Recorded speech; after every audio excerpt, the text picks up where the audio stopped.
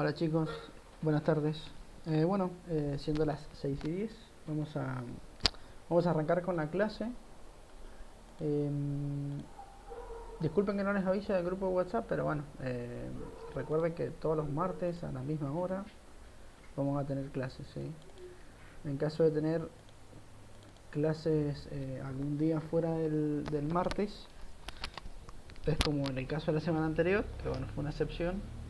O en el caso de que tengan algún seminario, que bueno, en esos casos sí es fuera, digamos, del horario de clases normal. Eh, Recuerden, hoy día me estuvieron algunos chicos, si no me equivoco, me estuvieron mandando algunos mensajes del trabajo práctico que habían hecho en el seminario. Recuerden que los seminarios, no sé si se los habrán dicho, pero se los comento. Los seminarios no los tengo que corregir yo, se los tiene que corregir el profesor que es el seminario, así que bueno, ya saben, por si tienen alguna duda respecto a eso. Bueno, les voy a empezar a compartir el material de hoy. Espero que se vea bien.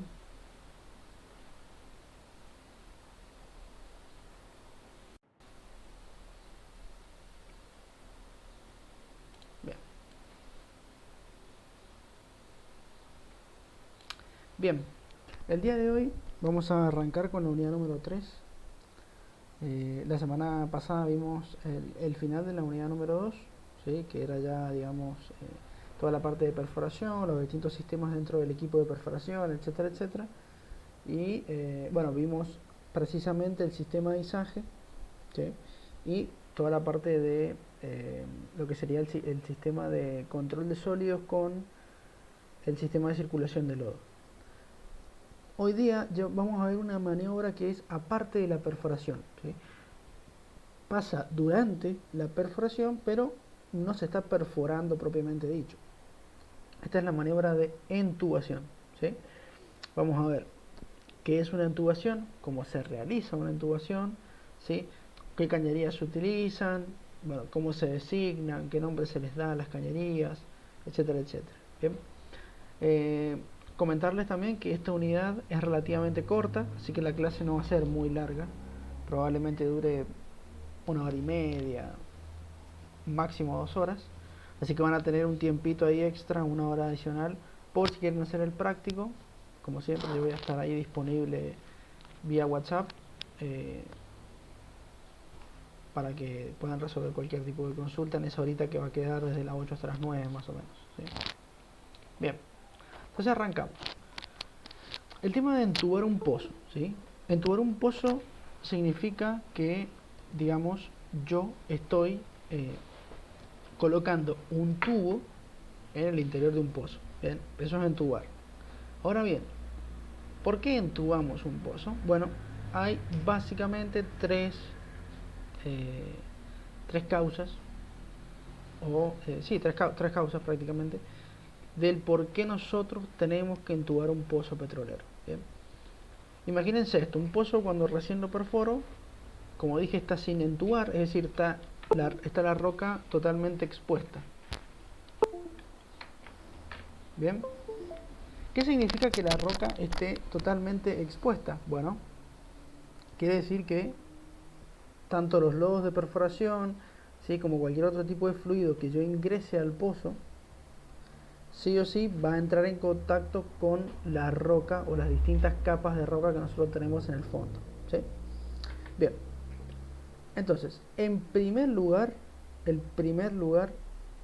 la causa principal por la cual nosotros entubamos un pozo es, por ejemplo, acá en Mendoza es muy importante, lo que se llama la protección de los acuíferos naturales. Nosotros en la zona de Mendoza, para los que vivan acá, ya saben que prácticamente vivimos en una zona desértica, o sea, esto es un desierto. Si bien es un oasis, sí, pero es un desierto. Entonces nosotros nos abastecemos en muchos aspectos, prácticamente toda la agricultura se abastece de lo que nosotros llamamos acuíferos naturales, es decir, son capas de roca que se encuentran a unos 400 metros como máximo de profundidad, que poseen agua dulce, ¿ven? Y que nosotros podemos utilizar tanto para consumir como para poder, digamos, para el consumo agrícola, ganadero, etcétera, etcétera. Entonces, ¿qué pasa? Cuando esa agua es contaminada por gas o por fluidos del lodo o por cualquier otro tipo de fluidos que por lo general se ven mucho en la industria petrolera, ¿bien? Como el petróleo también, por ejemplo, esta contaminación de los acuíferos naturales es prácticamente, digamos, imposible de salvar, ¿sí? Las probabilidades de salvarlas son muy muy bajas, así que el acuífero queda totalmente perdido, ¿bien? Para evitar que todos estos fluidos entren en contacto con los acuíferos naturales es una de las razones por las cuales yo coloco un entubado, es decir, coloco una cañería en el interior del pozo.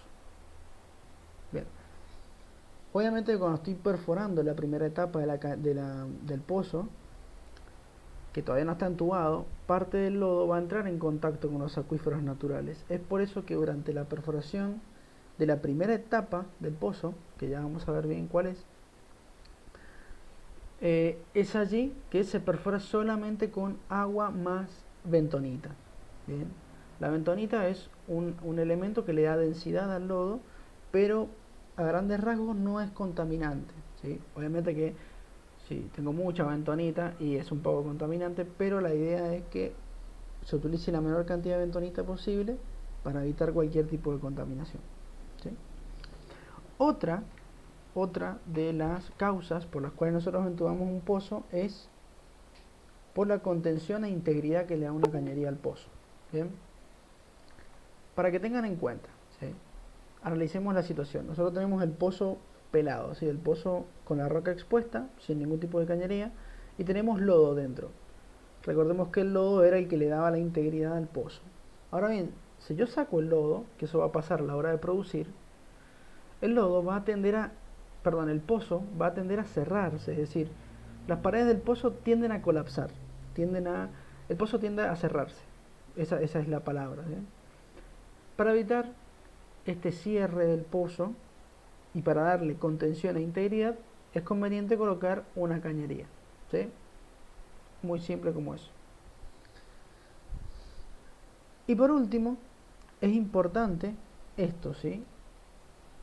Lo que sería evitar el contacto. Cuando yo estoy produciendo ya en el pozo, voy a tener petróleo, ¿sí? Con gas y con agua de formación, que es un agua que viene junto con el petróleo, muy salada, que presenta metales pesados y que tiene digamos, un alto índice de contaminación. Entonces es importante evitar que este petróleo también entre en contacto, en primer lugar, con cualquier tipo de roca, porque me las puede contaminar, y en segundo lugar, porque obviamente tengo que evitar el contacto con cualquier tipo de roca que sí tenga agua natural que a mí me sirva, porque si el petróleo entra en esa roca, se contamina, ¿bien? Aparte está esto que les acabo de decir, las rocas por lo general tienden a absorberme el fluido de producción, o sea, me absorben el petróleo. Eso quiere decir que estoy perdiendo producción, cosa que yo no quiero para nada, por supuesto. Si yo voy a producir petróleo, lo que menos quiero es que la roca me lo quite, ¿sí? Entonces, para poder producirlo de forma correcta, también es importante evitar el contacto de este fluido de producción con digamos, los distintos tipos de roca. Bien, ¿alguna duda hasta acá? ¿Vamos bien? Sí, profe, vamos bien. Bien, buenísimo. ¿Se escucha bien, no? Sí, sí, se escucha bien. No se traba, nada. Buenísimo, buenísimo. Creo que es la primera vez en la que estamos que no se traba nunca. Pero sí, esperemos que siga así. Bien, entonces, una vez visto el por qué, digamos, se tiene que entubar un pozo, vamos a pasar al elemento con el cual nosotros entubamos un pozo. Este elemento se llama casing, como lo ven acá escrito, digamos, en la diapositiva. El elemento es casing, prácticamente es imposible de traducir del inglés porque es la palabra, digamos, que representa este tipo específico de caños, ¿sí? El casing son cañerías, digamos, de varias dimensiones, ¿sí? Por lo general todas tienen el mismo largo, suele rondar los 30 pies, un poquito más, un poquito menos, pero tiene un rango ahí de medidas. Los 30 pies, recordemos que son alrededor de 9, 10 metros, ¿sí? Varían esas longitudes, pero sí tienen un amplio rango, digamos, de diámetros. ¿Sí? Recordemos que el diámetro sería esto, o sea, en realidad no es esto, perdón. El diámetro es la línea que me une, la mayor línea que se puede conseguir en un círculo, digamos, uniendo dos puntos de este. Ese es el diámetro. Aún así, hablar de diámetros, estoy hablando prácticamente de el ancho que posee mi casing, ¿no? Vienen casing desde 4,5 pulgadas para arriba, ¿bien? Es más, 4,5 pulgadas es el valor de un tubing, así que eso ya no se considera casing. Tiene que ser sí o sí por encima de las 4,5 pulgadas. Y de ahí vienen en dimensiones súper variadas. 5 pulgadas, 7 pulgadas, 12 pulgadas, 9 5 octavos, 11 5 octavos. Hay 3 cuartos también, ¿sí? Medios, hay un montón de tipos de medidas, ¿sí? Llegan a ver casing de 18 pulgadas, mucho más grande también, ¿sí? Entonces, ¿qué particularidad tiene un casing? En primer lugar, lo que les acabo de mencionar, siempre tiene que ser mayor a 4,5 pulgadas, siempre, ¿sí? Si estamos en un rango menor a 4,5 pulgadas, eso ya no es un casing, eso es un tubing. Esta herramienta que les acabo de decir, el tubing, lo vamos a ver en producción 1, ¿sí? Porque tienen funciones distintas el casing y el tubing. Perfecto. ¿Qué particularidad tiene también cualquier tipo de casing? Un casing, digamos, es un caño que tiene una doble conexión macho. Bien. Para que se den una idea, cuando nosotros hablamos de conexión macho nos referimos a ver si lo puedo buscar. Nosotros tenemos el casing, ¿sí? Y tenemos la rosca que sale del casing. Esta rosca, así que tenemos acá los filamentos y demás, eso es una rosca macho. La rosca hembra, o box, que también se llama, tiene la particularidad de que tiene esta forma, ¿sí?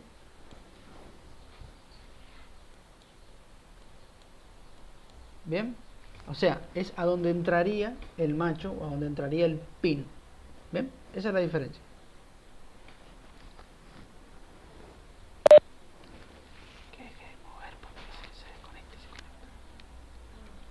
Bien, disculpen, me silencié un minutito porque tenía que solucionar algo. Bien, entonces, Profe, sí, cómo no. esto, ¿cómo va? ¿Por qué se une con cupla y no rosca hembra y rosca macho? Bien, bien. Esto prácticamente, o sea, es lo que les acabo de mencionar. Ahora iba a eso. Nosotros en un casing tenemos doble macho, cosa que es un poco extraña porque podríamos directamente maquinar una hembra, como se ve allí, o sea, armar una rosca interna para que enganche. Lo que pasa es que el casing tiene una dimensión muy grande comparado con su espesor de pared, entonces las roscas suelen ser relativamente chicas. Para evitar cualquier tipo de desajuste, cualquier tipo de desacople, ¿bien? Se utiliza una cupla. ¿Qué es la cupla? Un doble conector hembra, o sea, tiene esto que les acabo de dibujar de los dos lados, ¿sí? Y yo puedo conectar los casing macho en ambos lados, ¿bien? Disculpen los dibujos, el mouse, soy malísimo, pero es más o menos la idea, ¿sí? Aparte, esta cupla, una vez que nosotros estemos con el pozo entubado, nos va a permitir ubicarnos en profundidad, así que es importante el uso de las cuplas también por esto. No es por lo que se usan las cuplas se ocupan por lo otro que les comenté. El casing tiene un diámetro muy grande comparado con su espesor, entonces las roscas son muy chicas, siempre conviene ocupar cupla. Pero ya que tenemos la cupla, eso después se utiliza para poder posicionarnos en profundidad, esto también lo vamos a ver en producción 1, a través de una serie de herramientas que nos permiten, a través del conteo de cuplas, ver a qué profundidad justo estamos. ¿Bien? Por lo general, esto lo van a ver así en el campo, los casing ya van con la cupla en uno de los extremos roscada directamente. Bien. Inclusive a veces se les da algunos puntos de soldadura para darle mayor resistencia. En algunos casos, ¿sí? En los pozos de agua se utiliza mucho esto de los puntos de soldadura. En los pozos petroleros tal vez no tanto, pero sí en los pozos de agua, por ejemplo. Entonces ya va el casing con una de las cuplas, roscadas, ¿sí?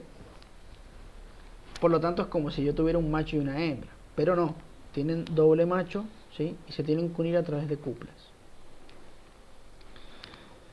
Bien, y por último, obviamente que como cualquier tipo de caños, presenta una serie de resistencias a la tensión, ¿verdad?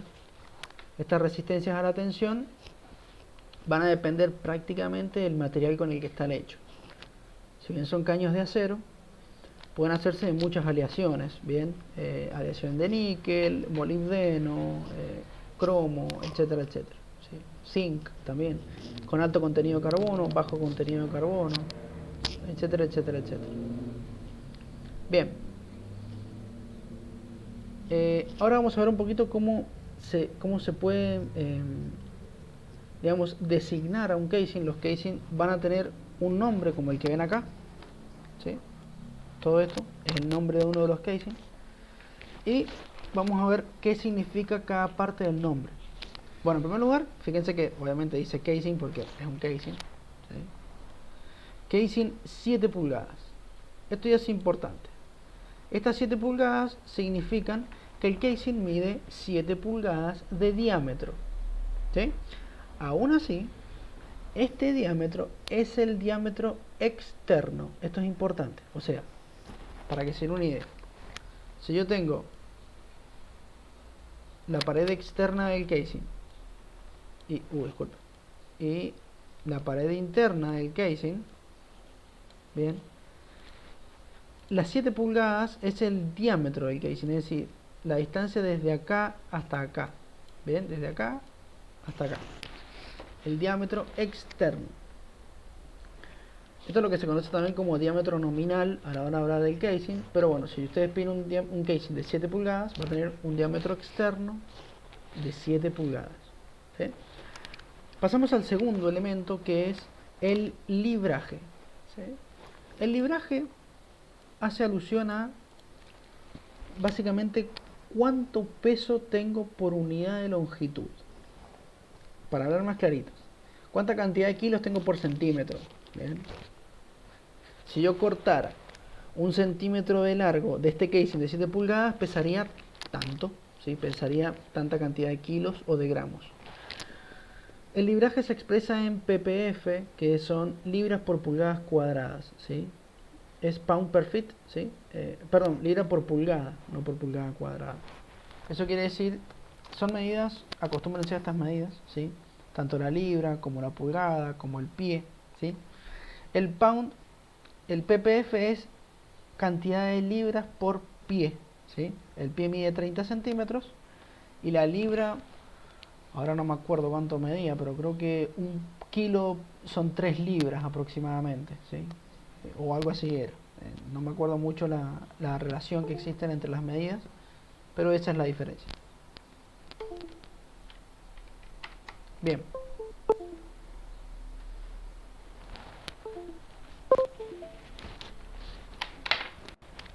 Bien.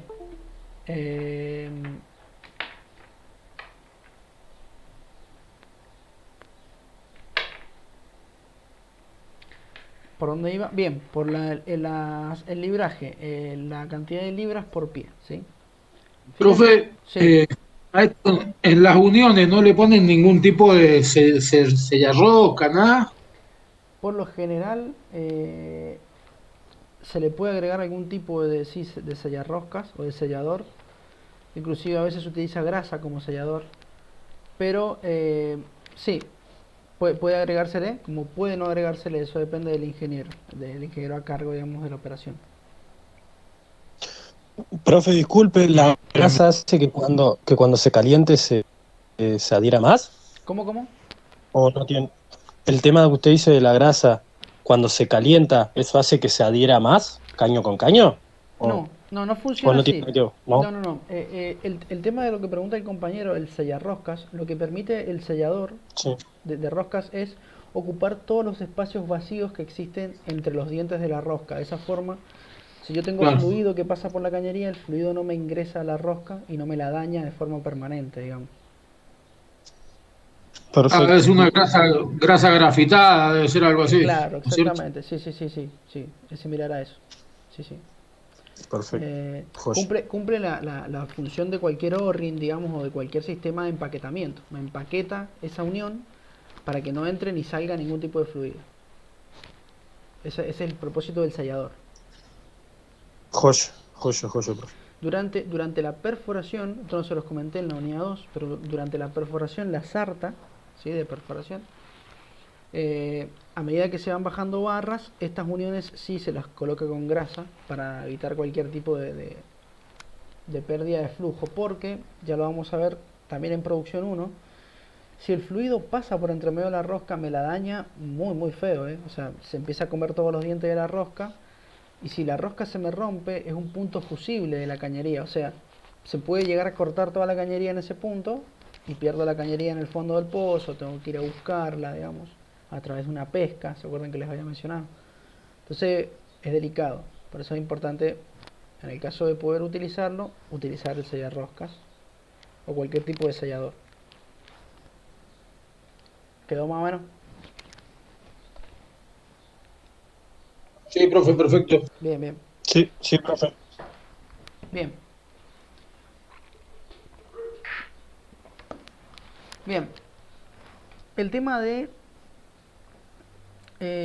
como les estaba hablando del tema del libraje, ¿sí?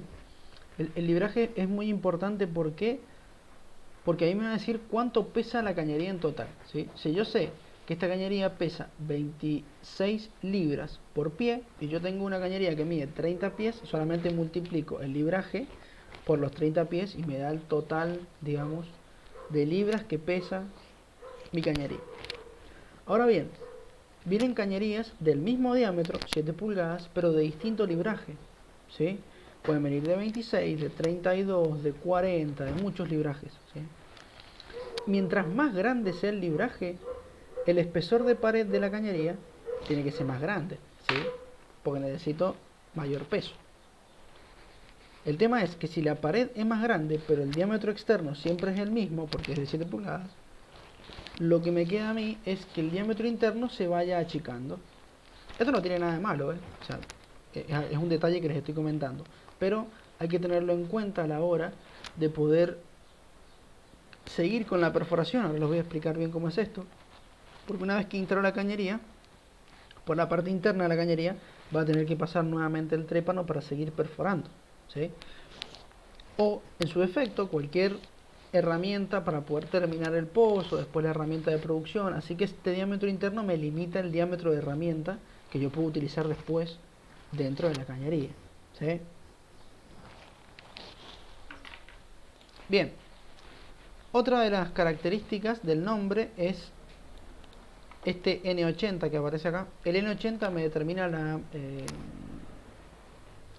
digamos, el tipo de colada de acero o el grado de acero. Es decir, me dice el tipo de acero que yo he utilizado para poder fabricar este casing.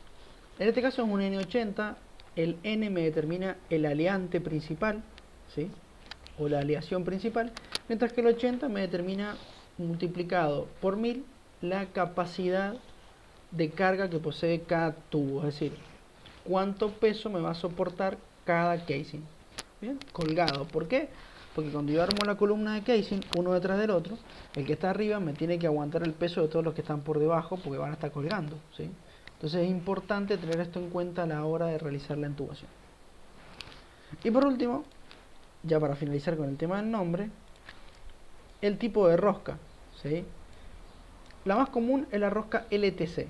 Está la RTC y hay varias roscas adicionales. ¿En qué difiere esto? Bueno, por lo general toda la sarta de casing ocupa el mismo tipo de rosca. Bien, ¿por qué? Porque es más fácil de utilizar cuplas que tengan todas las mismas roscas. Bien, ¿en qué varía el tipo de rosca? Bueno, algunas tienen mayor altura del peine de la rosca. Cuando hablamos de peine de la rosca nos referimos a esto, ¿sí? Digamos los distintos, si yo miro la rosca de costado, disculpen el dibujo asqueroso, pero ahora la doy vuelta, ¿sí? Tengo los pequeños canales y los distintos dientes de la rosca, ¿sí? Esos serían los dientes de la rosca. Pueden ser más grandes, pueden ser más chicos, pueden tener un ángulo determinado, bien, puede ser completamente rectos, otros no. Entonces hay distintos tipos de rosca. Bien. La que más se utiliza es la LTC, pero se pueden utilizar otras. Y bueno, esto sería todo respecto al casing y al nombre del casing. ¿Alguna duda? ¿Vamos bien?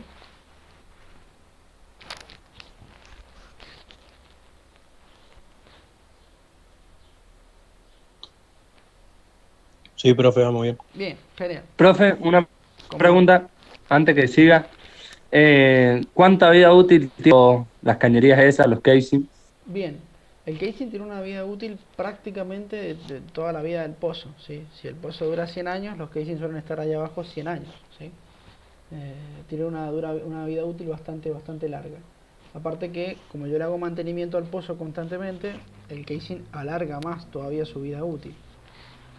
¿Pueden romperse? Sí, se pueden romper, pueden presentarse algunas condiciones que yo no tenía previstas, por ejemplo, alto contenido de bacterias que me produce mucha oxidación en el pozo y se me empiezan a comer los casing. Esto puede pasar. En caso de que pase, tengo que primero solucionar el problema de las bacterias y una vez solucionado tengo que ir y cambiar el casing a través de una maniobra que se llama casing patch o digamos como un parche que se le pone al casing, pero tiene una vida útil muy larga. Gracias, profe. De nada. Profe, Sí. esas cañerías suelen estar tapadas por algo para que no esté corrosión o ser tapado en el pozo.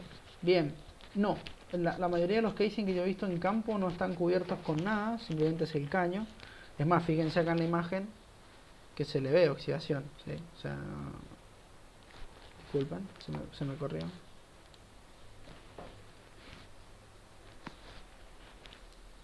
Esperen que se me corre.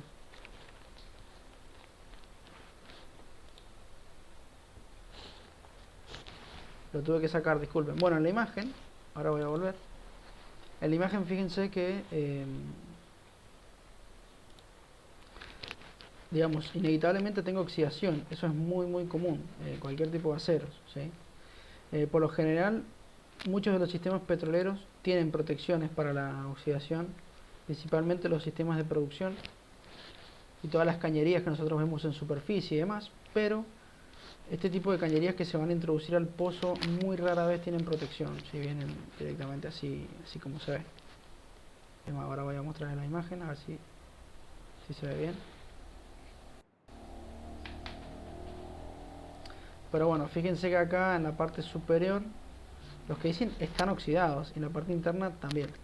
Sí, eso es normal. No pasa nada igual, o sea, mientras la oxidación no sea muy grande y sea una capa fina, no hay problema. Bien, yo no sé cuántas cañerías pensaban ustedes que había en un pozo petrolero, pero no hay una sola, hay bastantes. Como mínimo siempre hay dos, ahora las vamos a ver, pero ahora vamos a ir viendo cada uno de los tipos de cañería: el cellar, la cañería guía, la cañería intermedia, la cañería de aislación y el liner, ¿sí? Estas son las cañerías típicas que podemos llegar a encontrar en un pozo petrolero. Todas estas cañerías, ojo, todas estas cañerías son casing, ¿sí? Son todas casing. ¿Cuál es la diferencia? Cambia su nombre según la función que posee cada cañería, pero son todos casing de distintos diámetros, pero casing al fin. Bien, antes de arrancar con el tema de qué tipos de cañería hay y demás, les quiero explicar básicamente cómo funciona la perforación, ¿sí? La perforación de un pozo petrolero es una perforación por etapas. Se perfora una parte del pozo, luego se entuba, luego se cementa, eso es lo que vamos a ver en la unidad siguiente, y luego se sigue perforando, y así hasta concluir con todas las etapas.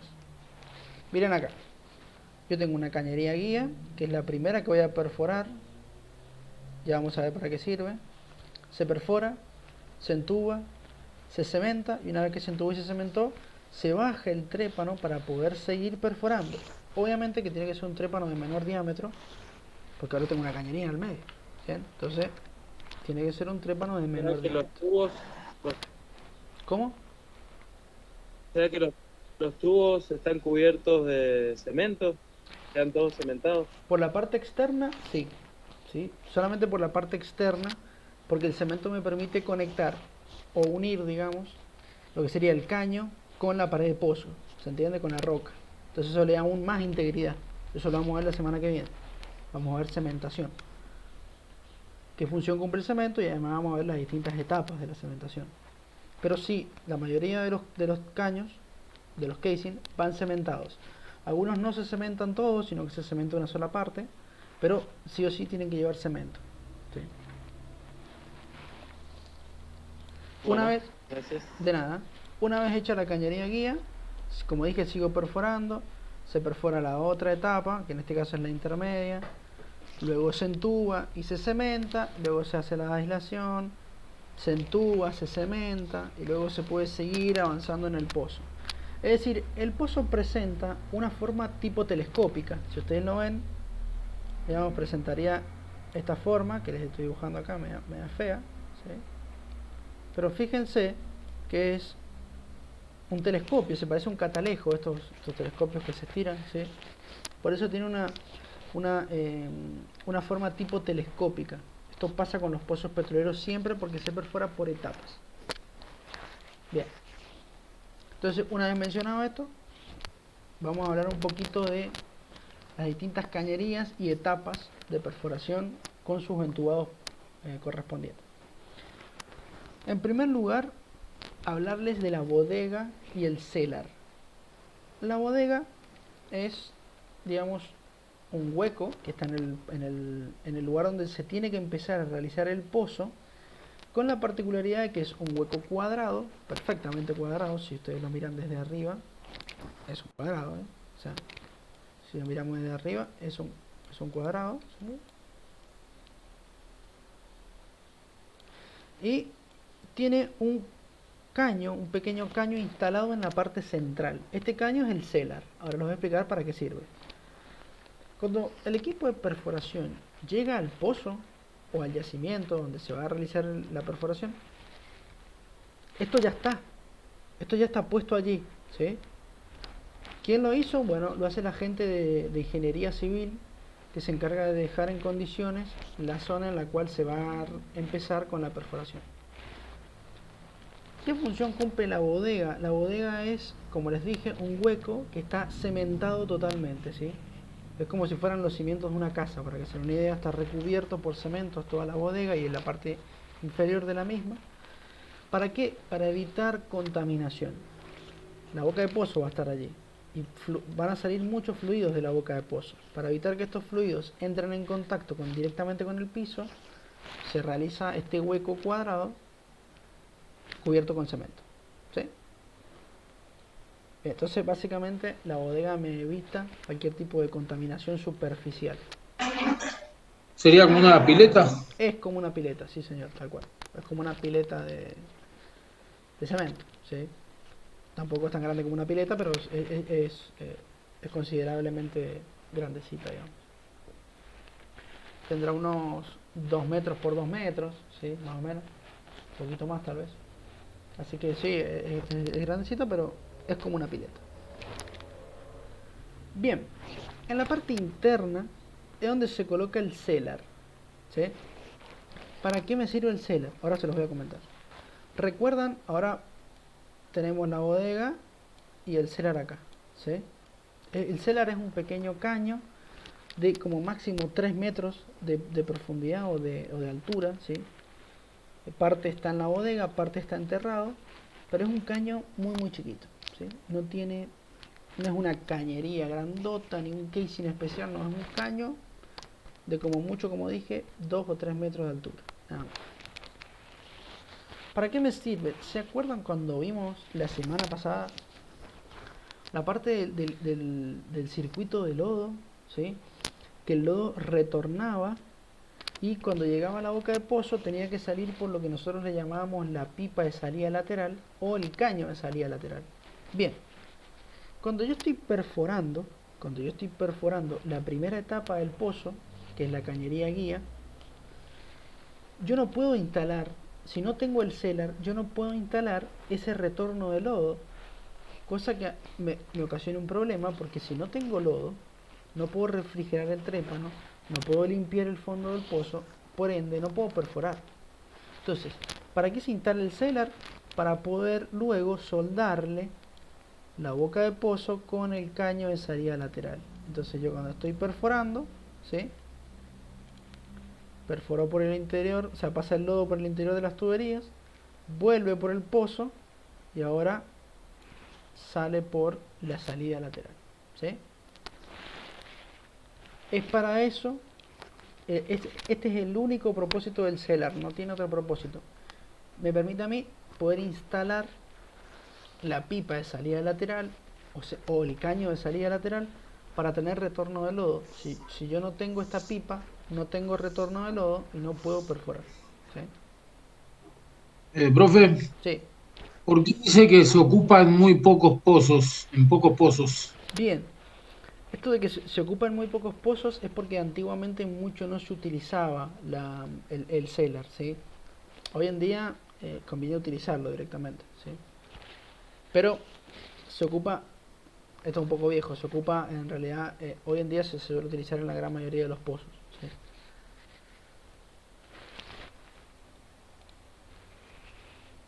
Pero, como les repito, no le den mucha importancia a esto de que se ocupan muy pocos pozos, porque lo ideal sería utilizarlo en todos los pozos posibles, ¿sí? Caso contrario, es prácticamente imposible tener retorno de lodo. Vienen unos sistemas especiales que me permiten tener retorno de lodo sin selar, pero no son muy utilizados. Sí, lo conveniente es tener el selar. Perfecto. Bien, entonces, una vez perforada la primera etapa, que sería la etapa de la cañería de guía, se perfora con esta salida en el selar y demás. Lo que se tiene que hacer es, una persona baja a la bodega, ¿bien? Y corta el selar, ¿sí? Es importante que haga esto. En primer lugar, en realidad, antes de cortar el selar, perdón, el selar no, antes de cortar la pipa de salida lateral, porque no se los comenté, pero la unión entre el selar y la pipa de salida lateral es una soldadura, ¿sí? Obviamente que después para separarlos, tengo que, sí o sí, realizar el corte de esa soldadura. ¿Bien? Ahora les voy a explicar bien una vez que hablemos de la cañería guía. Una vez perforada la primera etapa, se instala la primer cañería. Esta cañería se llama cañería guía, ¿sí? ¿Para qué me sirve la cañería guía? Esta es la cañería, fíjense, llega hasta los 400 metros, a veces puede ser un poco más grande, 600 metros, pero la función principal de la cañería es, en primer lugar, aislarme la zona de los acuíferos, ¿sí? Al menos en la zona mendocina es así, ¿bien? Hay otras provincias, como por ejemplo Neuquén, donde al no tener una ley de protección de agua, prácticamente si está la guía o no está, no interesa, al menos para la protección del agua. Vamos a ver que tiene otro uso y que por eso sí o sí hay que usarla. Pero acá en Mendoza es obligatoria, no solo para el uso que les voy a explicar ahora, sino también para la protección del agua, ¿sí? Otro elemento, además la cañería guía, ¿de qué me sirve a mí? Una vez que yo instalo la cañería guía, una persona tiene que bajar a la bodega, cortar el selar, ¿sí? Cortan el selar, lo sacan y encima de la cañería guía sueldan una boca de pozo bridada, tiene una brida, ¿sí? La brida es esta conexión entre dos caños con una serie de pernos, ¿sí? La conexión bridada. ¿Para qué? Para poder instalar el colgador del resto de los casing. El resto de los casing van colgados de la boca de pozo que se instala en la cañería guía.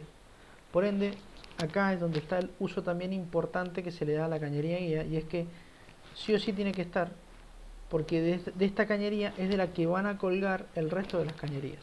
Bien, es por eso que la cañería guía es la única que se cementa totalmente, para darle aún más integridad y mayor, digamos, consistencia a la hora de sostener todos estos elementos que puedo llegar a colgar de la boca de pozo. ¿Sí? ¿Alguna duda antes de seguir?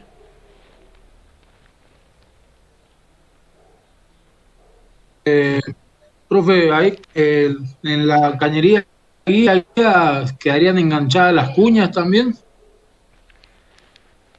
Me está hablando de las cuñas de tubing y demás. Si es eso, no.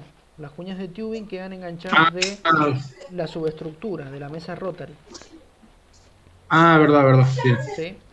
Nosotros acá, no se los mencioné, pero nosotros tendríamos la bodega al nivel del la bodega al nivel del piso, ¿sí? Pero, por ende, la cabeza de pozo estaría por acá. Pero nosotros estamos trabajando acá arriba, al nivel de la subestructura.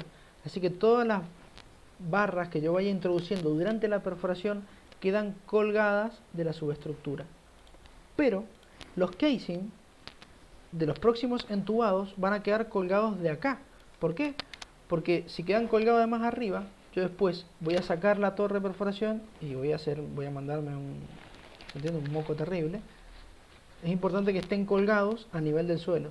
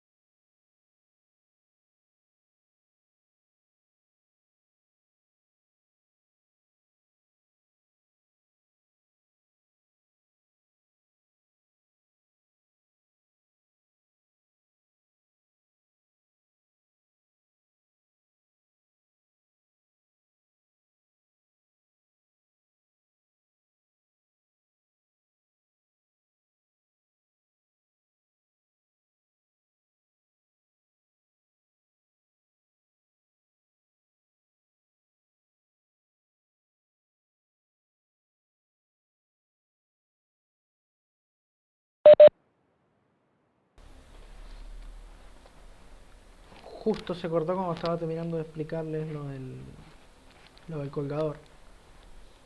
Bueno, mientras empiezo a compartir esto, les comento lo que les estaba diciendo. Que básicamente digamos, el casing va colgado de la boca de pozo que está a nivel del suelo, porque obviamente que una vez, digamos, que la torre se vaya, va a quedar todo instalado allí a nivel del suelo. Entonces es importante que los casing estén colgando de allí. Si bien el casing está cementado, sí, eso es verdad, pero una vez que se cementa y el cemento se fragua, el casing se tensiona, ¿sí? Se lo tira y se le arma la boca de pozo para que lo mantenga tensionado. Por eso se dice que el casing está colgado. ¿Bien? ¿Por qué es importante esto? Porque de esa manera nosotros evitamos digamos, cualquier tipo de esfuerzo adicional en el casing que me lo pueda llegar a romper. Es conveniente, en vez de tenerlo, digamos, flojo al casing, es conveniente tenerlo tensionado para que de esa forma trabaje todo el tiempo y que no haya ningún tipo de esfuerzo adicional que me lo pueda llegar a romper y demás. ¿Estamos bien? ¿Alguna otra duda? No, profe, no. Seguimos. Bien.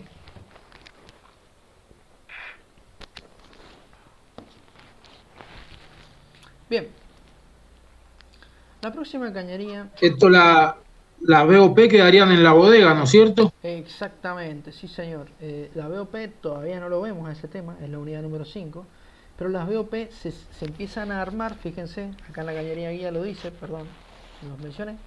Otro de los usos de la cañería guía es, una vez armada la boca de pozo, esta boca de pozo no solamente me sirve para poder colgar los casings, sino que mientras estoy perforando, en esta boca de pozo yo armo mis válvulas preventoras de surgencia, que son las que vamos a ver en la unidad número 5. ¿Sí? Entonces, claro, quedan, no sé si adentro de la bodega, pero sí directamente puestas sobre la boca de pozo, que está en la cañería guía. A medida que voy metiendo más cañerías, que las cemento y que las tensiono para armar la boca de pozo, tengo que ir subiendo la BOP. ¿sí? ¿Por qué? Porque la boca de pozo va a ir haciéndose cada vez más grande. Entonces, mira, fíjense, se los voy a dibujar. Yo tengo mi boca de pozo de la cañería guía, ¿sí? Perdón.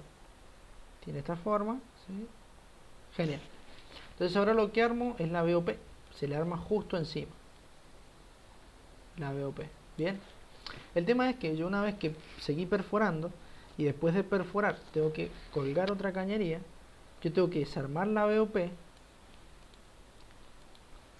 colocar la boca de la otra cañería, ¿sí? No funciona así, pero o sea, yo tengo esta cañería que va a estar soportada por el colgador y una vez hecho eso tengo que bajar la BOP ahí. Entonces a medida que voy metiendo más cañerías, la BOP va a ir subiendo, pero siempre acoplada a la boca de pozo, que sería todo esto ahora, ¿sí?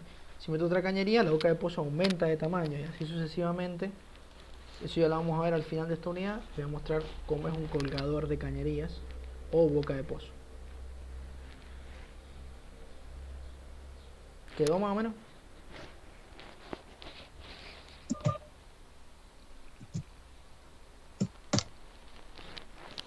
Bien, Sí.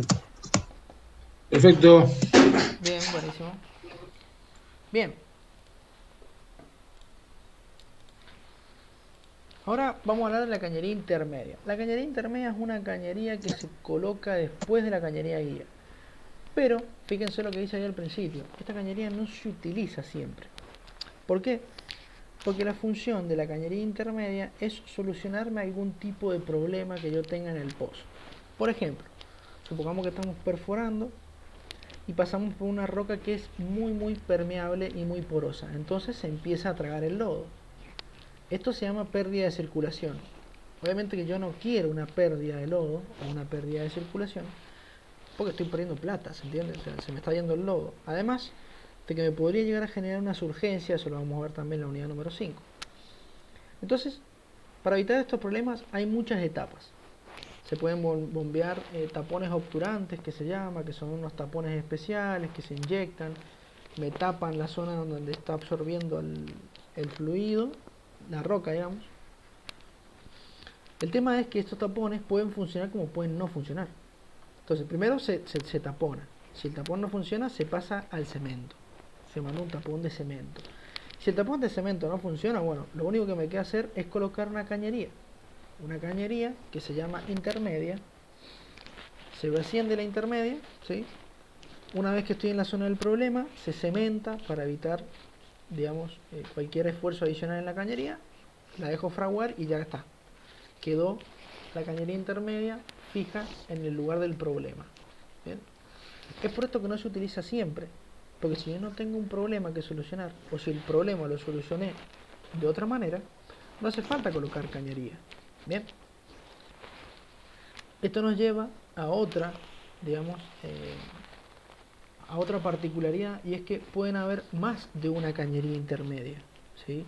Puede que yo tenía un problema muy grande y lo tuve que solucionar con la cañería intermedia y seguí perforando, y más adelante me encontré con otro problema igual de grande o peor.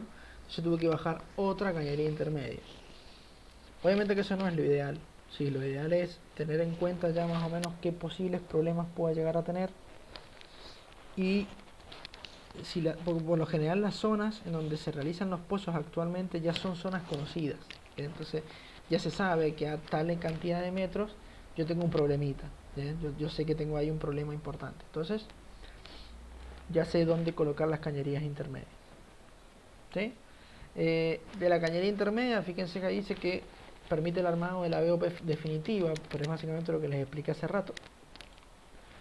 A medida que me voy cada vez en mayor profundidad, tengo que aumentar los colgadores y ir subiendo la BOP, y además de esto a la BOP se le agregan otras válvulas.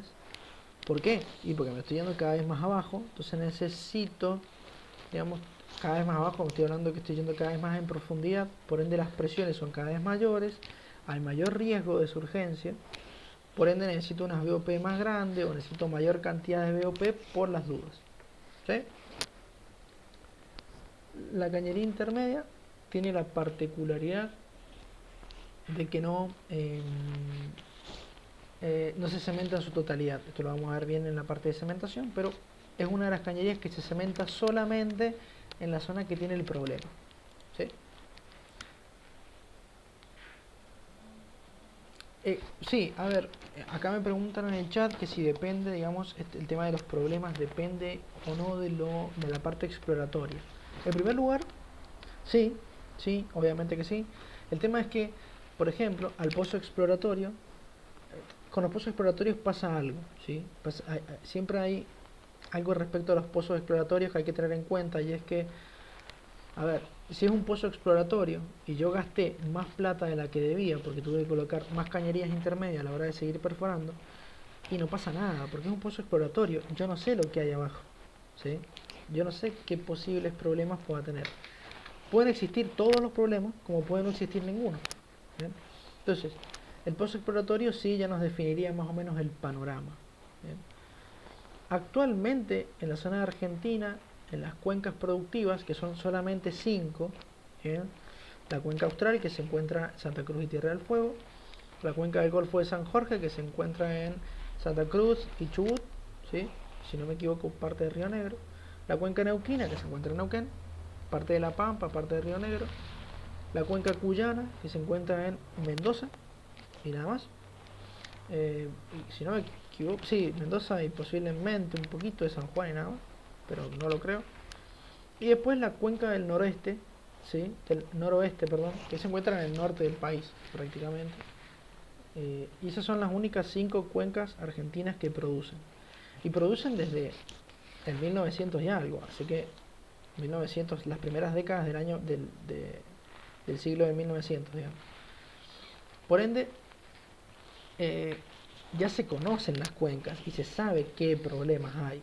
Por ejemplo, acá en la zona de Mendoza, la zona de Malargüe, que yo trabajé durante un año y algo haciendo perfilajes y estuvimos bastante tiempo, ahora hemos recorrido unos 20 pozos, un poco más.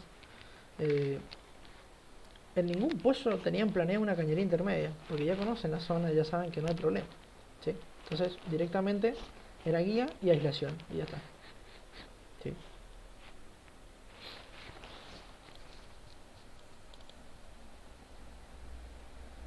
¿Alguna otra duda mientras?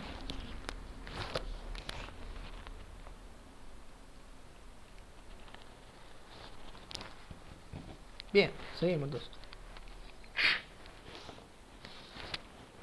Ahora vamos con la cañería de aislación. La cañería de aislación es prácticamente una de las cañerías más importantes, porque su función es la de aislar la zona de interés. Es decir, esta es la cañería que yo voy a utilizar no para producir el pozo, porque eso es el tubing, pero esta cañería va a estar, cuando el pozo esté produciendo, llena de petróleo, ¿se entiende? Por eso se llama cañería de aislación. En primer lugar, porque me permite proteger la zona de interés, o sea, la zona de la roca productiva, la zona en donde yo voy a sacar el petróleo. Y además me permite aislar el resto de las rocas por encima, ¿sí? Para que el fluido no entre en contacto con las rocas y una pierda petróleo y otra me produzca contaminación, ¿sí? Esta sí o sí se ocupa en todos los pozos petroleros, ¿bien? Sí o sí. Lo que nos lleva a la respuesta a una pregunta que se suele hacer en el examen. ¿Cuál es el número mínimo de cañerías que tiene que haber en un pozo? El número mínimo es 2. ¿Sí? Sí o sí tiene que haber cañería guía, sí o sí, porque puede que en algunas provincias no me proteja los acuíferos o no sea esa la función principal, pero sí o sí es necesaria porque de allí voy a colgar el resto de los casings, ¿sí? Así que sí o sí es importante. Y además, la cañería de aislación es súper importante porque es la cañería que va a estar repleta de petróleo cuando yo esté produciendo el pozo. ¿Puedo producir a través de la cañería de aislación? Sí, en algunos casos sí, pero lo normal es producir a través de los tubing, que ya lo vamos a ver en producción 1. ¿Bien? ¿Sí? Al igual que el resto de las cañerías, se cuelga de la cabeza de pozo que está allá arriba. ¿Sí? Ya, como les repetí, como les dije, se los repito, la cabeza de pozo la vamos a ver al final de la unidad. Les voy a mostrar cómo es una, ¿sí? Un gráfico de una cabeza de pozo, de un colgador. ¿Sí?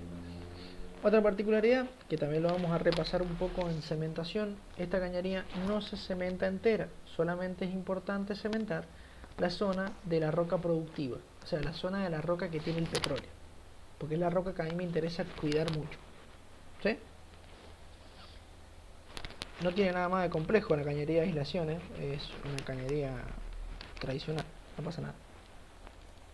¿Alguna duda que tenga?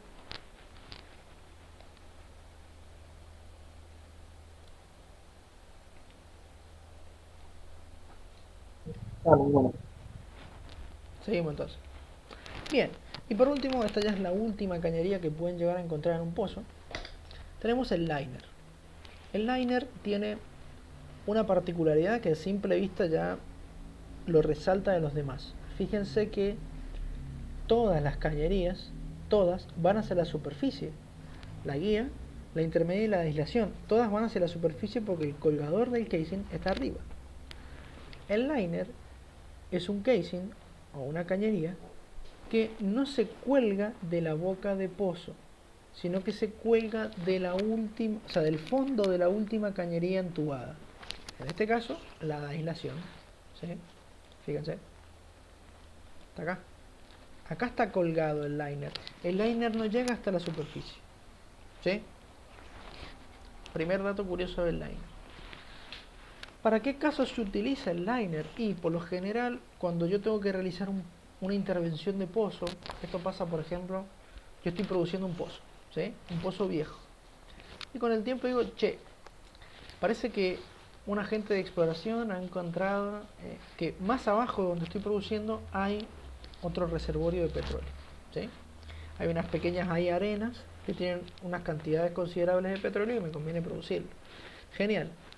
No me conviene hacer otro pozo, ¿se entiende? Lo que me conviene hacer es agarrar el pozo que ya tengo y agrandarlo. Pero para no gastar tanta plata en cañerías, para poder tirarlo hasta la superficie nuevamente, directamente cuelgo un liner y ya está. Esto también es muy común en los pozos horizontales, ¿sí? Porque entubar un pozo horizontal y colgarlo hasta la superficie no tiene sentido, ¿sí? El pozo horizontal es este pozo que va así, perdón, empieza derecho, luego agarra una curvatura y se va horizontal, ¿sí? El liner se cuelga desde acá, desde la parte recta, y se deja caer hacia el interior del pozo y ya está, ¿sí? De esa forma entubo mucho más rápido y la cañería no está expuesta a algunos esfuerzos, digamos, desde la boca de pozo medios complejos para los pozos desviados y demás. Pero esa es la particularidad de un liner, no llega hasta la superficie. Entonces es muy utilizado para las extensiones de pozos o un reentry que se llama. Cuando yo hago un pozo y el reentry quiere decir que lo he extendido al pozo, ¿sí? Dentro del liner los podemos clasificar básicamente según su uso o según su construcción. Tenemos el drilling liner, que sirve como cañería intermedia. Fíjense acá qué importante esto. ¿Se acuerdan que les dije que a veces un pozo utilizaba más de una cañería intermedia? Bueno, si utilizo una cañería intermedia y más adelante me encuentro con otro problema, es más económico poner un liner como intermedia y no colocar una intermedia entera hacia la boca de pozo.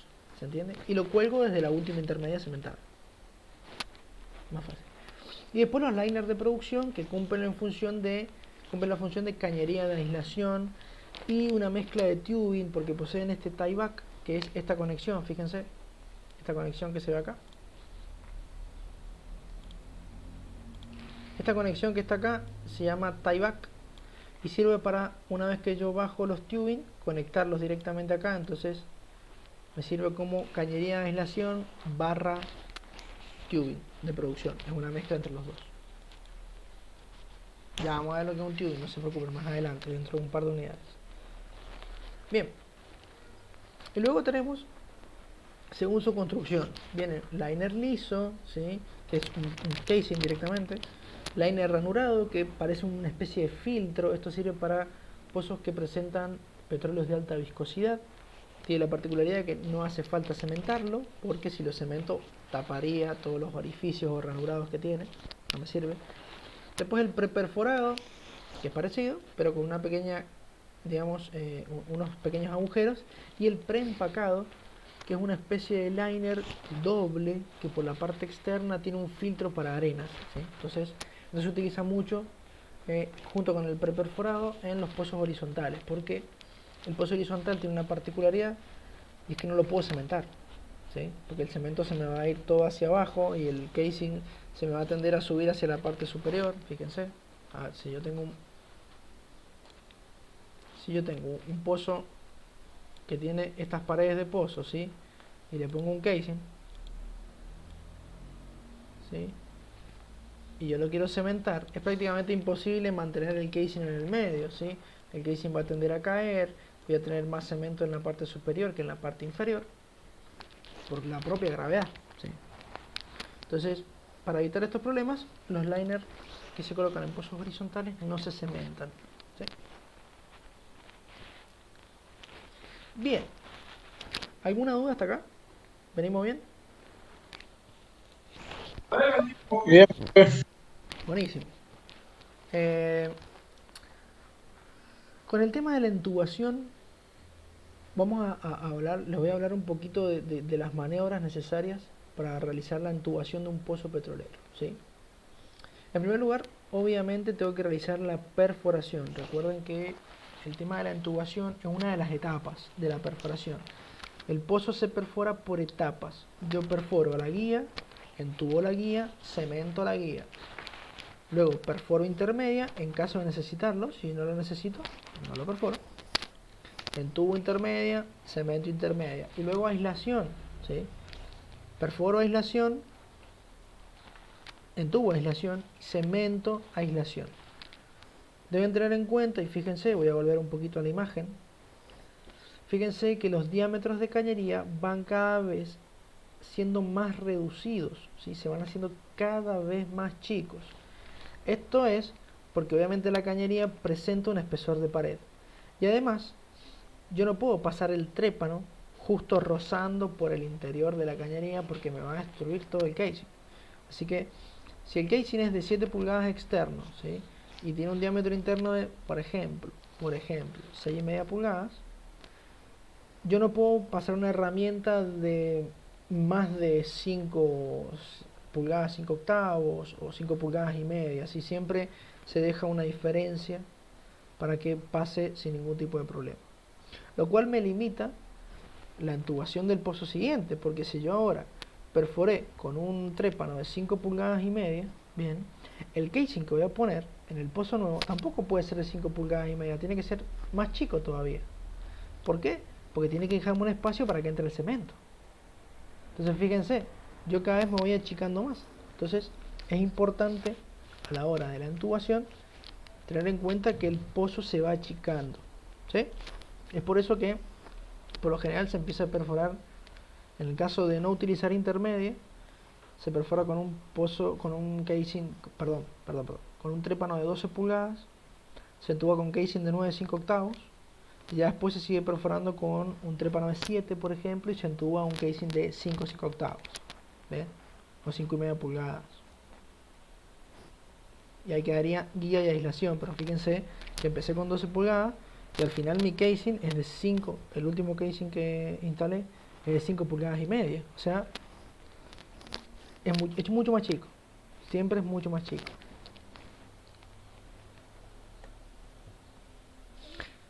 Bien, entonces, una vez que se perfora la etapa que yo voy a cementar, se realiza lo que se llama el repaso del pozo. ¿Qué consiste el repaso del pozo? Como su nombre indica, repasar la zona del pozo, ¿sí? O sea, es como sacar todas las herramientas y volver a perforar. Si bien el pozo ya está hecho, pero pueden haber algunos desmoronamientos, puede ser que algunas zonas del pozo se tienden a cerrar, entonces es importante repasar el pozo. Una vez es suficiente, algunas personas deciden repasarlo otra vez más, 2 veces a veces, para lograr de esta manera una mejor integridad del pozo, que no se produzca ningún tipo de, digamos, derrumbe dentro del pozo cuando yo estoy entubando. Porque si yo meto todos los casing y veo que no puedo pasar más, es muy probable que al no poder pasar más, el pozo se me haya cerrado y voy a tener que sacar todas las cañerías de nuevo para tener que bajar la sarta de perforación y repasar nuevamente la zona. Entonces, para evitar estos tipos de problemas, es importante repasar el pozo sí o sí. Una vez repasado el pozo, la sarta se deja ahí en el fondo, ¿sí? Se deja toda la sarta y se realiza lo que se llama la circulación del pozo. Acá no lo he puesto, me he olvidado. ¿En qué consiste la circulación del pozo? Se inyecta lodo y se saca sin perforar, ¿sí? El trépano está apenas levantado, se mete y se saca lodo constantemente. ¿Para qué sirve esto? Esto sirve para poder, digamos, básicamente realizar una pequeña limpieza del fondo del pozo y además realizar, digamos, una limpieza de las paredes del pozo.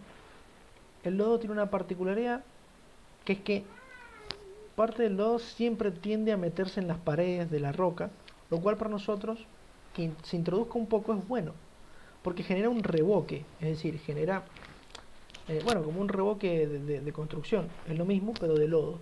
Entonces ese revoque le da más estabilidad al pozo. Esto se logra también durante la circulación. Aumentan un poco los revoques, entonces de esta manera el pozo se mantiene más íntegro, ¿sí? Más enterito, digamos, para decirlo de otra manera. Una vez que se hace la circulación, esta circulación suele tardar un par de horas, digo un par, pero suele tardar 3, 4, 5, 6 horas, dependiendo de la profundidad, básicamente. Y también dependiendo de la cantidad de volúmenes que ha decidido el ingeniero a cargo para mandar y extraer. ¿A qué me refiero con volúmenes? Se suelen mandar 2 o 3 volúmenes de pozo, es decir, si mi pozo, según mis cálculos, tiene un volumen de, por ejemplo, 40 metros cúbicos, es decir, 40.000 litros de lodo, yo le tengo que bombear y sacar, si son 2 volúmenes, 80.000 litros de lodo, y si son 3 volúmenes, 120.000 litros de lodo. Expresado en metros cúbicos, 80 metros cúbicos o 120 metros cúbicos. Eso depende, ¿sí?, del ingeniero a cargo. Por lo general, con 2 volúmenes de lodo, está bien. ¿Se puede utilizar 3? Sí, se puede utilizar 3, eso no hay problema. Eso lo decide la persona que esté a cargo, ¿sí? Una vez hecho esto, se realiza el perfilaje a pozo abierto. ¿En qué consiste el perfilaje a pozo abierto? Básicamente en realizar una inspección del pozo mediante una serie de herramientas especiales. Suelen ser herramientas de radiación gamma, ¿sí? O bien puede ser, por ejemplo, herramientas de detección eléctrica. Son herramientas que inyectan corriente eléctrica en la roca y leen la corriente eléctrica sobrante. Entonces, al calcular las resistencias de la roca, podemos saber qué tipos de roca hay, qué tipo de fluidos tiene dentro la roca, ¿sí?, en qué zona están los acuíferos. Esto se puede detectar. Inclusive se puede calcular el volumen de cemento necesario para la cañería guía, por ejemplo, ¿sí? Les comento esto porque esta es la tarea que yo realizaba, digamos, en los pozos de acá de Malargüe. Hacíamos perfilaje a pozo abierto para la detección y protección de acuíferos naturales y para poder determinar el cálculo del volumen de cemento, básicamente, ¿sí? Esta maniobra no es necesaria, como les dije. En Neuquén no es necesaria un perfil de pozo abierto en cañería guía. Bien. Acá en Mendoza es obligatorio, ¿sí? Una vez que se hace la cañería de aislación, y por lo general ahí sí es importante realizar un perfil a pozo abierto para poder realizar el perfil de radiación gamma y el perfil eléctrico, y de esa manera determinar en qué zona precisa yo puedo llegar a encontrar el petróleo. Bien. Pero como les digo, acá en Mendoza se realiza en cañería guía y se realiza en cañería de aislación antes de entubarlo. Una vez que se entuba, también se puede realizar el perfil a pozo cerrado, que se llama, o a pozo entubado, pero eso lo vamos a ver en producción 1. En el caso de los perfiles no vamos a entrar mucho en detalle porque estaríamos un par de semanas hablando de perfiles, porque son muchos tipos de perfiles, las interpretaciones son un poco complejas, pero bueno, sería, digamos, esto por ahora, ¿sí? Una vez que se realiza el perfil a pozo abierto, se realiza el entubado de a un casing a la vez. Fíjense acá. El entubado del casing es básicamente como cualquier introducción de herramienta o de una sarta al pozo. Se va metiendo de a uno, siempre. Se coloca un casing en la subestructura, se lo cuelga con la cuña, ¿sí? Viene una cuña para casing. Para los que no sabían, hay una cuña para cada herramienta de pozo. Con unas llaves Wilson de casing especiales, si son llaves Wilson de casing, no se pueden utilizar las llaves Wilson de barra de sondeo, se les tiene que cambiar la mordaza y todo el frente, así que por lo general va una compañía de intubación con sus propias llaves Wilson. ¿Sí? Se enrosca el casing, se le da el torque suficiente, se quita la cuña, se baja y se vuelve a acuñar y se vuelve a colocar el otro y así sucesivamente, uno detrás de otro. Bien, se van metiendo. Siempre es importante controlar, digamos, que no, a ver, que que la sarta de casing no se me quede atorada. Si se me queda atorada en una profundidad que no es la final del pozo, y es porque algo ha pasado ahí, o se ha cerrado, o hay algo allá adentro que no me deja pasar, ¿sí? Esto es importante. Esta se tiene que corroborar antes de empezar la intubación. Por lo general, como se realiza el perfil a pozo abierto antes, en muchos casos, si ya el perfilador tuvo un problema en determinada profundidad, obviamente que se lo resalta al resto de la gente de perforación. Le dice, che, mira, en los 615 metros tuvimos un problemita, no pudimos pasar, después cuando volvíamos no podíamos tirar, casi nos quedamos aprisionados. Puede que el pozo se te haya cerrado en esa zona. Listo, genial. Eso obviamente lo tienen en cuenta. Y se puede realizar un repaso del pozo una vez terminada el perfilaje por las dudas, por ejemplo. ¿Sí?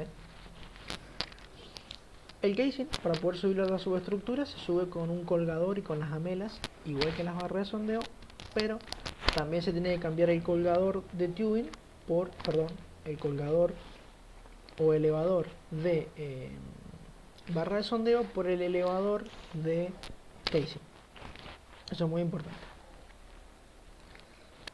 Bien. ¿Alguna duda hasta acá?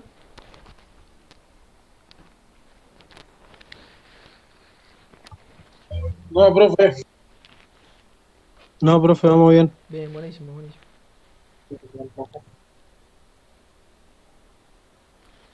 Buenísimo. Ahora les voy a comentar unos pequeños esfuerzos que hay en la cañería, ¿sí? En primer lugar, comentarles que hay dos posibilidades a la hora de bajar la cañería que los vamos a repasar un poco en la parte de cementación. La sarta de tubing, sí, yo les mencioné que se pone un tubing detrás de otro, pero la sarta de tubing, perdón, estoy diciendo tubing, no me hagan caso, los casing, ¿sí? La sarta de casing tiene una particularidad. El primer casing que se desciende al pozo se baja con lo que se llama un zapato. El zapato es un elemento con punta redondeada, ¿sí?, que se coloca en el extremo del primer casing que bajo. Esto me ayuda a que el casing justamente no se quede atorado. Fíjense, si yo no tuviese esta herramienta, el casing termina recto. Entonces puede quedarse atorado en alguna de las salientes del pozo, en algunos revoques y demás. Para evitar esto, se coloca el zapato. Hay dos tipos de zapato. El zapato guía, que es un zapato que tiene la forma, esta circular por afuera, pero o redondeada, pero por dentro es hueco. Esto es un zapato guía tradicional. Entonces el fluido entra por allí. Y después lo que se llama un zapato flotador, que ahora no vamos a entrar en detalles, pero es una punta de casing, ¿sí?, que está cerrada, ¿sí? Es decir, si quiere pasar fluido para este lado, sí pasa, pero si quiere pasar el fluido por el otro lado, bien, no lo deja pasar. Por eso se llama zapato flotador. Yo voy a ir metiendo el casing va a tender a flotar porque no se va a llenar por dentro. ¿Eso es bueno? No, eso es malo. Eso es recontra malo, ¿sí? ¿Por qué? Ahora les comento, miren. Vamos a hacer hincapié en este pequeño, digamos, diagrama que tenemos acá. Tenemos la profundidad, fíjense, que va hacia este extremo, ¿sí? Es decir, es básicamente va hacia abajo como cualquier profundidad. A medida que la profundidad va aumentando, esta fuerza, que se llama presión de colapso, también va aumentando, ¿sí? Esto es para el caso en el que el casing esté vacío, es decir, yo lo voy bajando, tengo este zapato que les dije que no me dejaba entrar fluido, entonces es como tratar de meter un balde sin agua en un fluido con agua, o sea, en un tacho con agua. Se van a dar cuenta que obviamente el agua va a ejercer una cierta presión y me lo va a tratar de devolver hacia arriba. Esta presión no solo está hacia abajo, sino que también en los costados, ¿sí? Esta presión de colapso es la que ejerce el lodo contra el casing. ¿Bien? ¿Por qué se llama presión de colapso? Porque literalmente, si las presiones son muy altas, el casing, que tiene un límite de presión de colapso, si lo excede, el casing colapsa. Es decir, el casing se rompe hacia adentro. ¿Bien? Es como una implosión. En vez de una explosión que es hacia afuera, explota hacia adentro. ¿Bien? Se abolla por todos lados. Esto es malísimo, porque se me arruinó el casing. Voy a tener que sacar todo, ¿bien? Y volver a introducir un casing. Pero si no soluciono el problema del llenado, me va a pasar lo mismo. Así que, en caso de tener un zapato guía, que es el zapato hueco, no hay problema, porque yo a medida que voy bajando, ¿sí?, la herramienta se va a ir llenando sola. El fluido va a ir entrando y voy a alcanzar una presión interna que me va a contrarrestar a la presión de colapso. Fíjense, va en sentido contrario la presión interna. Por ende, me contrarresta la presión de colapso.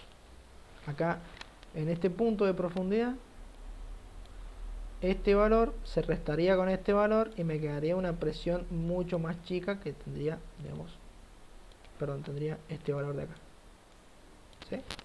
Es una presión mucho más chica, estoy hablando de manera matemática, pero al reducir esta presión de colapso, bien, a ver si lo explico de otra manera, la presión de colapso cambiaría su gráfico por la presión interna de esta manera. Entonces ahora estoy recontra lejos de los valores anteriores. Es importante entonces que la sarta de casing se vaya llenando a medida que yo la bajo.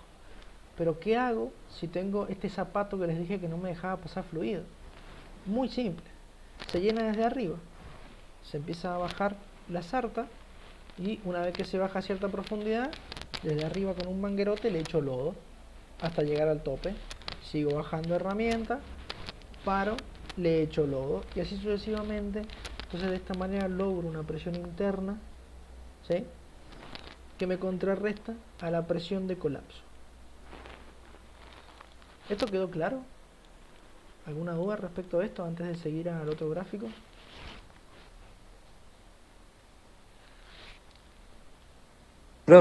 Profe, ¿y por qué se usa ese tipo de zapato y no el otro, el que es Bien, hueco directamente? bien, buenísima pregunta. El zapato, este que mencioné, el zapato flotador, que no me deja pasar fluido, ¿por qué lo utilizo? Porque me ayuda durante la cementación. El zapato guía no me ayuda durante la cementación, pero el flotador sí. Entonces, digamos, tiene este pro y este contra. El zapato flotador durante la intubación me la complica un montón, pero durante la cementación me la favorece un montón. Y el zapato guía es al revés. Me favorece durante la intubación, pero durante la cementación me perjudica. Hay que ver qué es lo que digamos se puede hacer. Como solución, hoy en día ha salido un zapato híbrido que se llama, es un zapato flotador o flotante automático que cambia su forma, es una serie de válvulas que cambian su posición a medida que voy ganando profundidad, entonces permite que se llene automáticamente el pozo y después deja de llenarse, y después se llena y después deja de llenarse. Una solución tecnológica, digamos, importante. Esos son los que se utilizan ahora, por supuesto. Pero bueno, ese es el por qué utilizaría un zapato flotante y no uno guía. ¿Quedó más o menos claro? Gracias, profe. De nada. Sí, sí. Buenísimo. Bien, y por último les voy a comentar un poquito de los esfuerzos que sufre la cañería de tracción o tensión, básicamente. Recuerden que estas cañerías están colgadas, ¿sí?, Así que, evidentemente, esto ya lo vimos durante la parte de la unidad número 2. Las cañerías que están acá tienen que soportar todo el peso de las cañerías que están abajo. Por ende, el esfuerzo de tracción en estas cañerías es mucho más grande que en estas. Porque fíjense, las que están acá tienen que soportar solamente el peso de las que están abajo de ellas. Entonces no sufren tanto peso, no sufren tanto esfuerzo. Pero las de arriba sí sufren mucho esfuerzo. Es por esto que, por lo general, arriba tengo cañerías con un mayor libraje o inclusive con una colada de acero más resistente, mientras que abajo tengo coladas de acero un poco más débiles y cañerías con un espesor un poco más chico, ¿sí? Pero esto que está mostrado en el gráfico, fíjense que acá tengo un mayor espesor, acá tengo uno menor y al final tengo uno mayor, es un despropósito, es una pérdida de dinero enorme. Porque ¿de qué me sirve tener este acá abajo grande? No me sirve de nada. Los grandes, los que tienen mayor libraje, los que tienen mayor tipo de colada de acero o mejor tipo de acero, tienen que ir arriba, ¿sí? Así que por lo general también las cañerías presentan esta forma tipo telescópica. Van desde el más grueso hasta el más fino, o desde el de mejor grado de acero hasta el menor grado de acero, ¿sí? Esto que está en el gráfico, obviamente que no tiene sentido, ¿sí? Tiene que, inclusive esta, o es igual a esta, o más chica, pero no puede ser más grande, ¿sí? Porque en realidad es un despropósito. O sea, tendría esta forma, posiblemente, ¿sí? O inclusive más chica todavía, pero más grande no. ¿Quedó claro esto de los esfuerzos? Sí, profe. Buenísimo. Buenísimo. ¿Alguna duda?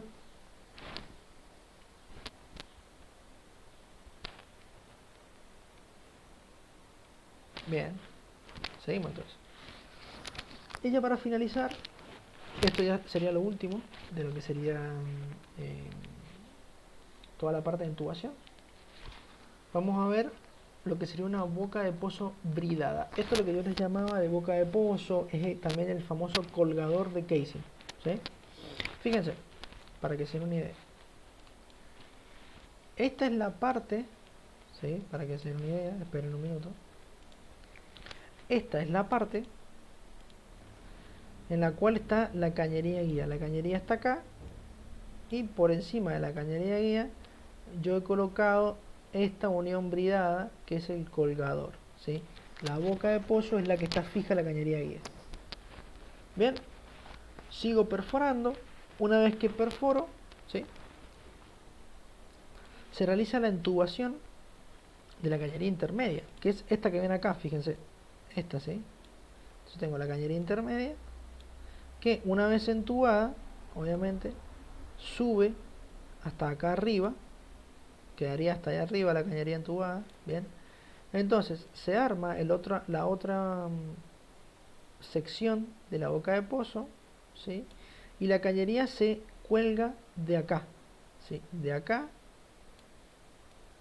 y a su vez de acá. También se empaqueta y todo para que no pierda ningún tipo de fluido y demás. Entonces fíjense cómo a medida que voy perforando cada vez más, voy sumando distintas uniones. Después, cuando perforo, en este caso tenemos otra intermedia, ¿sí?, pasa lo mismo. Esta intermedia llegaría hasta más arriba inclusive, ¿sí?, e iría colgada de acá y del nuevo colgador que se ha puesto arriba, ¿se entiende? Y así sucesivamente. Por ende, si yo cuento, bueno, fíjense acá, a ver si lo puedo, ahora que está entero, pero se va a ver medio feo, pero no importa. Acá estaría la cañería guía, como les dije, ¿sí? Después tenemos la primera intermedia que iría hasta acá arriba. Bien. Voy a hacer una zona línea nomás. Después iría la segunda intermedia, que iría un poco más arriba, iría hasta acá, ¿sí? Bien. Y ya por último la cañería de aislación, que iría, esperen que busque otro color, amarillo. Cañería de aislación, que es esta, que iría hasta acá, ¿sí? También, y nada más. Esta va un poquito más abajo, esta iría hasta acá.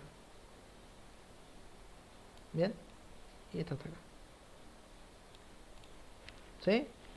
Perfecto. Pero fíjense que la única cañería, digamos, que sostiene a todo esto es la cañería que sería la verde. Falta una cañería, no sé si la han visto, pero falta una cañería más, que es esta que está acá abajo, ¿sí? Que es el casing, pero el casing se cuelga de, perdón, es el tubing, pero el tubing se cuelga del último colgador que se llama bonete o colgador de tubing, que va encima de todas las otras secciones. Entonces fíjense, yo puedo reconocer cuántas cañerías tengo en un pozo contando las secciones. Pues sí, acá tengo, ahora se los remarco, espera, acá tengo la sección A, sección B, sección C, bueno, y arriba lo que sería el bonete. ¿Bien? No lo voy a escribir porque, bueno, no lo voy a escribir, esto sería el bonete. Entonces, si yo tengo la sección A, la sección C, la sección B y la sección C, 3 secciones, ¿puedo saber cuántas cañerías tengo abajo? Sí, siempre tengo una cañería más. ¿Por qué? Porque la sección la sección A me cuelga la intermedia, la B me cuelga la segunda intermedia, la C me cuelga otra cañería más, pero la sección A está fija a la primer cañería, que es la guía, así que otra cañería más, 4 cañerías. ¿Sí? Contando o conociendo la cantidad de secciones que yo tengo en una boca de pozo, puedo saber cuántas cañerías tengo entubadas en el pozo que llegan hasta la superficie. Esto es importante, ¿sí? ¿Por qué? ¿Podría afirmar 100% seguro de que acá hay 4 cañerías? No lo sé. ¿Y si hay un liner? El liner no llega hasta la superficie. Entonces, por más que cuente secciones, no, digamos, voy a poder determinar si hay liner o no. ¿Sí? El liner puede estar, puede no estar, pero no lo puedo saber a través de las secciones, del colgador o de la boca variada de pozo. Estas secciones A, B, C, D, podemos seguir enumerando, ¿sí? No es que la A, por ejemplo, siempre cuelgue a la intermedia, no. Se llaman A, B, C en el orden en que han sido puestas y cuelgan cualquier tipo de cañerías. Por ejemplo, acá en Mendoza, como solo se utilizan cañería de aislación y cañería guía, por lo general, solamente tienen sección A. ¿Por qué? Porque la sección A, que está sostenida por la cañería guía, me cuelga la cañería de aislación y ya está. Encima de eso va el bonete, que es el colgador del tubing, y ya está, se acabó. Tiene una sola sección. Una sola sección, 2 cañerías. Si tengo 2 secciones, 3 cañerías. Si tengo 3 secciones, 4 cañerías. Bien, y así sucesivamente, colgadas de la boca de pozo. El liner no puede saberse si está o no está. ¿Sí? ¿Alguna duda?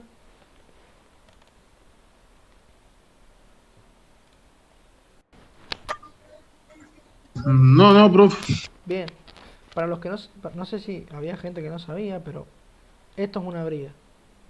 Se los comento ahora que tengo justo el dibujo, fíjense. Esto es una unión bridada. Son 2 círculos con pequeños agujeros que van unidos entre sí con un perno, y entre medio tiene un O-ring que me permite sellar, digamos, hidráulicamente la unión. O sea, me da hermeticidad, no deja que se escape presión. Las uniones bridadas son las mejores en el mundo petrolero porque presentan una resistencia a las presiones grandes muy buena, ¿sí?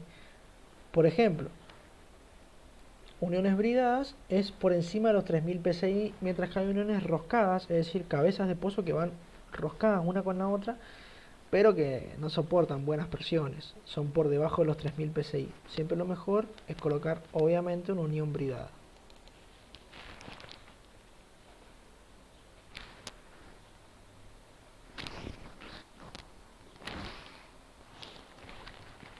Bien, ¿alguna duda? ¿Hasta acá? No, Bien. Bueno, me No, aparecieron... profe. Bien, genial. Me apareció lo de los 5 minutitos hace rato ya. Así que voy a finalizar y volvamos a ingresar para que les comente un poco lo que tienen que hacer esta semana y ya estaríamos.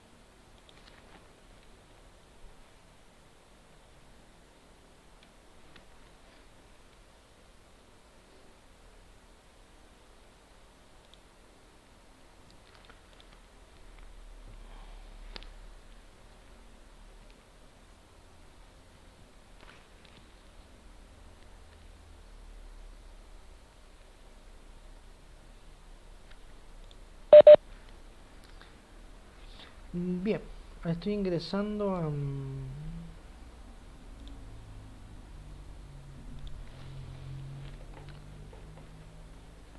a la página del curso. Se los voy a compartir ahora para más o menos comentarles lo que tienen que hacer. Uf, escapé.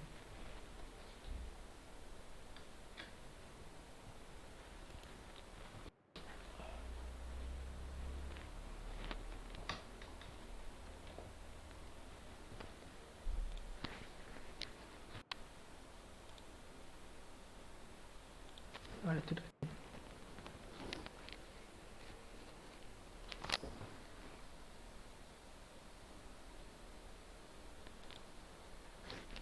Bien, espero que ingrese ahora. Sí. Bien, ustedes tienen que obviamente ingresar al curso como siempre. Y si no me equivoco tienen que hacer solamente un cuestionario. Recuerden que no hace falta que me entreguen nada, automáticamente la página me informa de quiénes lo han hecho y quiénes no. Acá estaría intubación. Son 2 cuestionarios, disculpen. Tienen la teoría allí, ¿sí? Y también tienen toda la parte de la presentación que les acabo de mostrar. Tienen 2 cuestionarios que hacer, el cuestionario 5 y el cuestionario 6 de la unidad número 3. Eso sería todo por esta semana, digamos, tienen que hacer esas 2 cosas. Si tienen alguna duda, si lo quieren hacer ahora, les recuerdo que yo voy a estar ahí pendiente de mi celular, si me quieren consultar algo. Si me pueden preguntar por mensajes de WhatsApp, mucho mejor. Pero bueno, no sé si tienen alguna duda. O sea, profe, volveríamos nuevamente a las clases después del 4 de enero, ¿no? Ah, bien, ustedes tienen una clase más la semana que viene. Ah, Que perfecto. Ni tienen hablar. Eso quería el saber. día, a ver, ahora les comento. Porque creo que es día 22 o algo por el estilo. Exactamente, 22. Y el instituto cierra el 23. Así que ustedes tienen una última clase la semana que viene. Ah, joya. ¿Sí? Joya, joya, joya, joya. Usted, Ni hablar. ustedes tienen una clase más el martes que viene y ya después volveríamos la semana del 4, bueno, la primera semana de enero. Ustedes tendrían clase el 5, creo. Perfecto. O el mismo 4, no sé qué día. Joya. Nos quedaría otra clase más entonces. Exactamente.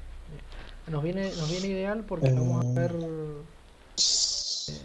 las clases justas para volver en enero. El día 5 volveríamos.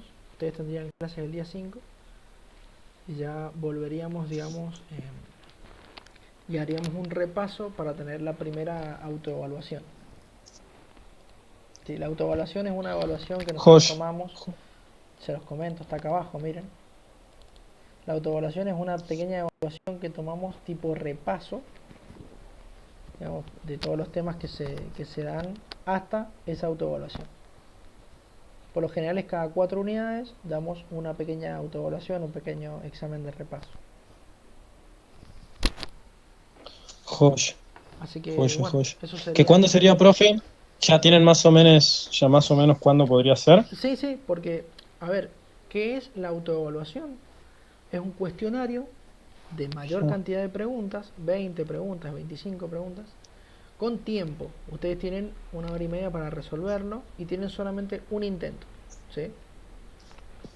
Ah, Una vez que hacemos el perfecto. repaso, que va a ser recién cuando volvamos en enero, una vez que Ujú. hagamos el repaso, se les va, digamos, a habilitar la autoevaluación y van a tener 1 o 2 semanas para hacerla. Ustedes la pueden hacer cuando ustedes quieran. El tema es que una vez que comienzan a hacerla, no pueden parar hasta terminarla porque tienen tiempo, ¿sí? El tiempo empieza a correr cuando ustedes Claro, ingresan para hacerla. claro, tal cual. Ni Pero bueno, habla. Buenísimo, entonces. eso Profe, sería. una pregunta Sí, sí, fuera de la teoría y todo esto. sí, sí. ¿Usted no sabe cuando nosotros tenemos que abonar la cuota de enero antes de que cierre el instituto cuando volvamos? ¿No sabrá eso? Eso no tengo ni idea. Con el tema de cuotas, le tendrían que preguntar a administración. Fíjense que en el grupo hay un número que dice Mm, Instituto Infocala. Ahí preguntan. Ajá. En el grupo de Ah, WhatsApp. listo. Joya, gracias, profe. No, no. Listo. ¿Alguna otra duda?